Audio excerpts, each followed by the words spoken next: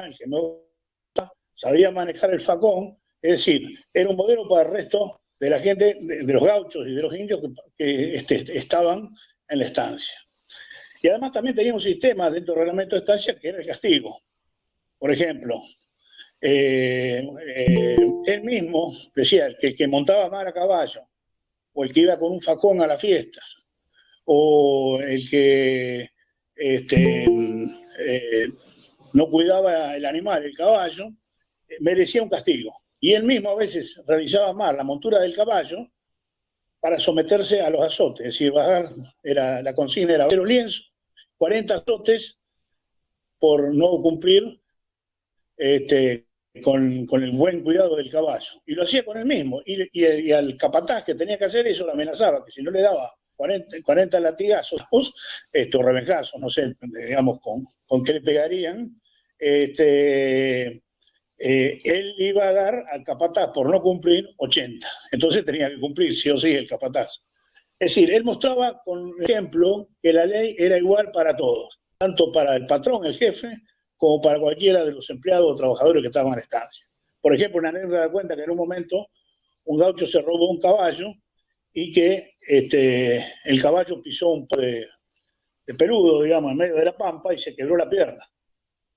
Entonces viene Rosas, lo toman al gaucho ladrón, que se le robó el caballo, y le dice: mi amigo, para ser matrero, para ser buen matrero, hay que saber montar bien el caballo y saber por dónde tiene que ir. Entonces lo hace estaquear y le hace pegar latigazos. Y después de eso, degüella el caballo, por supuesto, para que no sufra, y a él lo toma después de haberlo azotado, digamos, de los azotes, lo invita a comer con él, le pone en las heridas, le da una cama donde dormir esa noche, le da un predio donde instalarse, le da hacienda para que empiece a trabajar y lo contrata para trabajar dentro de su estancia. Digo esto para que vean cómo es la personalidad de Rosas, un hombre que además contrastaba con el paisaje general, de la presencia de los negros y de los criollos. Rosas era rubio, muy rubio, de ojos celestes y de mirada muy fuerte y contundente. Pero un hombre con una precisión absoluta, de una responsabilidad absoluta sobre los demás, mostrando permanentemente que él tenía que ser el mejor para que todos los demás siguieran su ejemplo. Esto que él hace y que toma como referencia para el conjunto, también lo va a hacer con la fuerza militar, porque organiza a sus gauchos no solamente en el trabajo, sino también militarmente. Y va a formar los famosos Colorados del Monte, que en un momento determinado los reúne más de 2.000 de ellos, cuando la provincia de Buenos Aires estaba gobernada por Martín Rodríguez, por allá por el año 1827, necesita de la presencia de Rosas para, en un conflicto que se produce con Santa Fe. Bueno, Rosas interviene con su fuerza, terminan arreglando con los santafesinos y después para mediar y arreglar con López, y se hace amigo a partir de este gesto con López, le dona 35.000 cabezas de vacuno a la provincia de Santa Fe, de ganado vacuno, porque la provincia estaba muy empobrecida.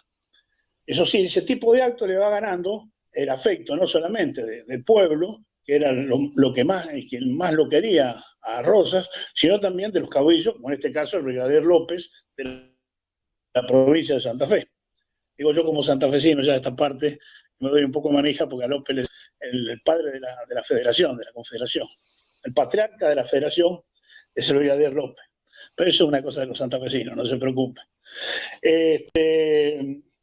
Yo lo que quiero destacar la figura de Rosas en este momento, porque después de esa acción, Rosas es elegido gobernador de Buenos Aires por 4 años, hasta 1832, y él se da cuenta de una cuestión, que en todo el proceso que ocurrió de 1810 hasta 1830, es decir, durante esos 20 años, en la Argentina reinó la anarquía, producto de que la Revolución de Mayo no fue capaz de producir, a partir de su historia anterior con el virreinato, es decir, cuando el virreinato estaba representado no por los Borbones, sino por los Habsburgos, los primeros emperadores que vinieron después de los Reyes Católicos, en un sistema que permitía la autonomía municipal partir de los cabildos, que esto cambia cuando alrededor del año 1750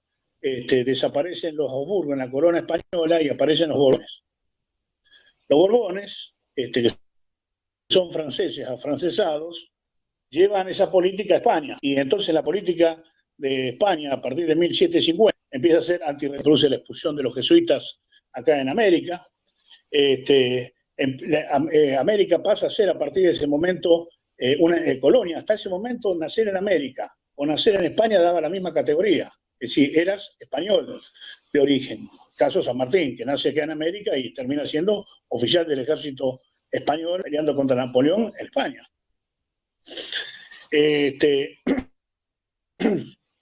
A partir de ese momento, en América se desarrollan las colonias. Es decir, América pasa a ser colonia y se rompe el sistema administrativo, se rompe el sistema de cabildos, aparece el sistema, se violan las libertades individuales porque empiezan a aparecer los problemas de los impuestos y agravarse cada vez más porque la corona que necesitaba recaudar en España porque estaba fundida España como tal, recaudar en América, y esa rebelión que primero se va a manifestar en rebeliones locales, la reunión de los comuneros en Bolivia, en Colombia, en Venezuela. Bueno, acá en Argentina va a producir que cuando se produce la invasión de Napoleón sobre España, se levanten los distintos países en defensa del rey, pero con la idea de retomar las viejas tradiciones históricas de España en América, que eran los cabildos, es decir, los localismos que eran la esencia y la identidad nacional de ese proceso. Se tiene que pensar que la patria, digamos, en 1810, no, es decir, la patria se construye. En 1810 nace un proceso que empieza siendo contra la corona francesa ocupando España y paulatinamente se va transformando en un proceso de independencia, pero la noción de patria y de nacionalidad todavía no estaba construido. Sí había los pilares fundamentales históricos que se habían desarrollado a lo largo del tiempo, y qué es lo que profundamente Rosas tiene dentro de sí. Rosas ve que hay elementos profundos, históricos, heredados a través de la historia en los pueblos de esta parte de las Provincias Unidas, y que los gobiernos que han ido sucediéndose entre 1810 y 1828, ninguno de ellos cumplió con entender ese proceso profundo del pueblo argentino, sino que un centralismo porteño de tipo unitarista, casi monárquico, pretendía imponerse sobre el conjunto de las provincias de Argentina, y eso produjo lo que fue el nacimiento de los caudillos en cada una de las provincias. Este es un tema central porque este es el origen del federalismo. Es decir, el origen del federalismo, a diferencia de lo que es el federalismo, por ejemplo, de Estados Unidos, porque Artigas, por ejemplo, un hombre que había copiado la idea del federalismo de Estados Unidos, que eran estados federales, pero son estados federales que no fueron nación antes. Cada uno tenía una costumbre, tenían costumbre, religión y hasta a veces idiomas diferentes. Es decir, lo que hizo Estados Unidos fue juntar distintos estados, pero nunca fue nación. Pero la Argentina ya tenía las bases de la existencia de una nación. Por eso se puede decir que Rosas es el primer hombre que construye la argentinidad, es decir, la nacionalidad profunda del ser nacional argentino, porque reconoce en el proceso histórico anterior a la independencia la herencia que va a recibir después del proceso de 1810 en adelante y que va a constituir eso la base de lo que es la Argentina. Esto es lo que no reconocen los unitarios, que miran más a Europa, y que muchos de ellos ni siquiera pensaban que la Argentina existía como tal. Por ejemplo, los rivadavianos pensaban que no había un país que se llamaba Argentina, o que tenía una identidad, un país como Argentina, que había que construirlo de nuevo, que había que hacer una cosa nueva, que había que imaginarse un nuevo país, y para eso venían con ideas que no tenían nada que ver y no calzaban en lo más mínimo en la situación de la Argentina. Bueno, por eso duró lo que duró Rivadavia, que dicho sea de paso, quiero aclarar que no fue el primer presidente argentino. Eso es una cosa de la historiografía liberal, que hablan del sillón de Rivadavia, pero en realidad el primer presidente argentino electo fue Urquiza. Entonces, pero los liberales, para que no pueda usar un nombre de un federal, aunque sea un federal, digamos, oscuro como Urquiza, dicen el sillón de Rivadavia, pero el sillón no fue nunca Rivadavia, porque Rivadavia fue presidente sin ser elegido, fue casi presidente por un golpe de Estado, digamos, por una reforma constitucional del año 1826 que lo llevó a ser presidente sin que sea votada por nadie. Bueno, Rosas toma el país en ese momento. Es decir, primero como gobernador se destaca plenamente porque lleva una administración perfecta, disminuye los gastos de la provincia, defiende la provincia frente a un estado de anarquía general que existía, y cuando termina el mandato toma una decisión que no vuelve a volver a aceptar la gobernación porque había un problema grave. Él lo vivía en la campaña, que eran las invasiones de los indios y de las grandes tribus indios en todo lo que era el sur del centro y sur de Buenos Aires y del sur de la Argentina, del centro-oeste de la Argentina. Porque ¿qué había pasado? Habían entrado desde Chile los mapuches araucanos y habían corrido a los indios pampas hacia esta zona, con lo cual esta zona estaba muy hambreada porque habían cortado el paso de la comercialización. Antes los indios de esta zona comercializaban llevando ganado o especies de este lado a Chile. Bueno, todo eso se cortó con la presencia de los mapuches araucanos en la zona cordillerana. Entonces, los indios hacían malones permanentemente para vivir y para robar y todo ese tipo.